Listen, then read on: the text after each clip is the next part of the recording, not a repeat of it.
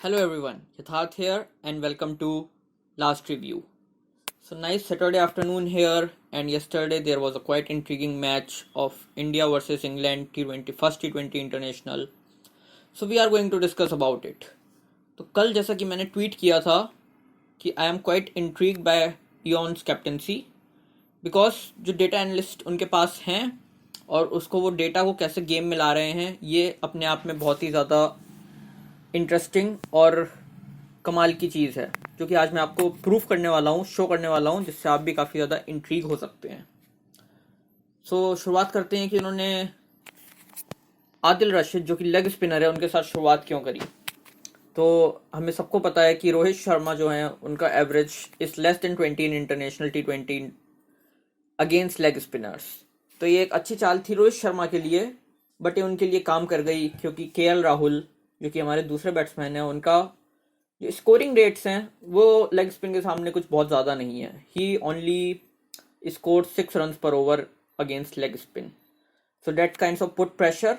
And recently although Virat Kohli का average 50 plus है spin के अगेंस्ट इंडिया में, but we have seen recently that Adam Zampa and many other leg spinners are creating problems for him.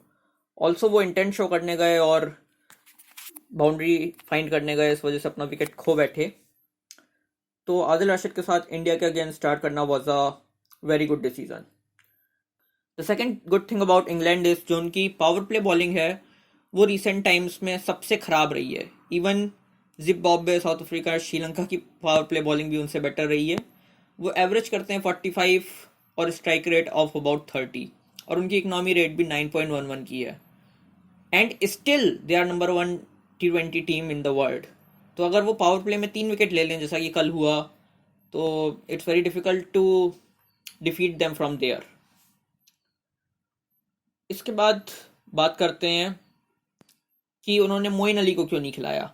बहुत लोग ये question पूछ रहे थे कि मोइन अली क्यों, मार्क वुड क्यों खेले या सैम करन क्यों खेले, क्योंकि सैम करन ने तो इतनी बॉलिंग भी नहीं करी।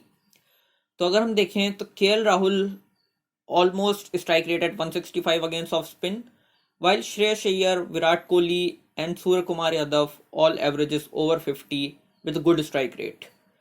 तो इस वजह से मोइन अली के साथ ना शुरुआत करना भी एक डेटा का खेल था। इसके बाद हम इस बारे में बात कर लेते हैं कि उनके कौन से बेस्ट पावर प्ले बॉलर्स हैं। तो अगर हम रिसेंट टाइम्स में देखें तो डेविड विली को अगर हम छोड़ दें तो मार्क वुड, जो कि कल खेले थे, उनका स्ट्राइक रेट 16 का है, जो कि फेबुलस है। हालांकि उनकी इकोनॉमी भी ऑलमोस्ट 10 की है, but that's still far better than the strike rate of their second best bowler which is Jofra Archer. Jofra Archer हमें IPL से ही पता है कि वो काफ़ी अच्छा स्ट्राइक रेट है उनका और क्या कुछ वो कर सकते हैं, but he is not a prominent power play bowler जो कि मार्क वुड हैं। और उन्होंने दिखाया भी, क्योंकि शिखर धवन जो कि स्पिन के एक अच्छे बैट्समैन हैं उनको आउट करके।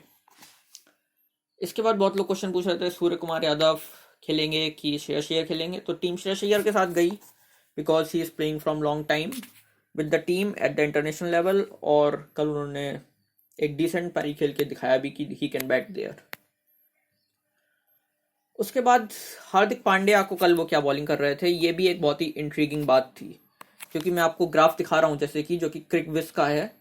हार्दिक पांड्या को अगर आप हार्ड लैंड करें उनके चेस्ट के पास, तो उनका strike rate comes down to 118 as compare to अगर आप उनके स्टम्प पे बॉल डालें तो 182 एंड 177 के आसपास रहता है, और अगर यॉर्कर्स के करीब ट्राई करें तो 150 का रहता है। So they were bowling hard length which was bouncing towards his chest the whole time yesterday, which was very intriguing. उसके अलावा उन्होंने एक बॉल बस आगे डाली थी क्रिस जॉर्डन ने, जिसपे हार्दिक पांड्या ने शायद छक्का मार दिया था। तो ये इयन मॉर्गन की कैप्टनसी का काफ़ी अच्छा पार्ट लगा मुझे। तो अब बात करते हैं इंडिया की बॉलिंग चेंजेस के बारे में कि विराट कोहली क्या सोच के साथ गए और क्या ये काम किया और डेटा क्या कहता है। तो अगर हम देखें कि कल अक्षर पटेल के साथ शुरुआत की और फिर युजवेंद्र चहल को भी लाया गया, तो इसके पीछे क्या हो सकता है। बिकॉज युजवेंद्र चहल का जेसन रॉय के अगेंस्ट बहुत अच्छा रिकॉर्ड है T20 इंटरनेशनल्स में, और जेसन रॉय का ओवरऑल काफ़ी ख़राब रिकॉर्ड है उन सारे बॉलर्स के अगेंस्ट जो बॉल को अवे स्पिन करते हो, जैसे left arm orthodox bowlers and leg spinners. Yuzvendra Chahal ने 3 बार पहले भी जेसन रॉय को आउट कर रखा है, लेकिन वो तीनों बॉल क्विक डिलीवरीज थी स्टंप के ऊपर, तो कल भी हमने देखा कि युजवेंद्र चहल, जो कि अक्सर स्लो बॉल करते हैं और स्टंप से दूर भी रखते हैं कई बार, वो स्टंप में तेज डिलीवरी डाल रहे थे 90+, और कल तो एक बॉल 100+ भी डाली थी।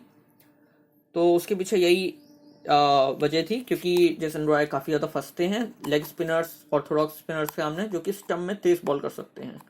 ऑल्दो कल जेसन रॉय ने काफ़ी अच्छी बैटिंग करी, फीट का भी इस्तेमाल करा और स्लॉग स्वीप भी मारे।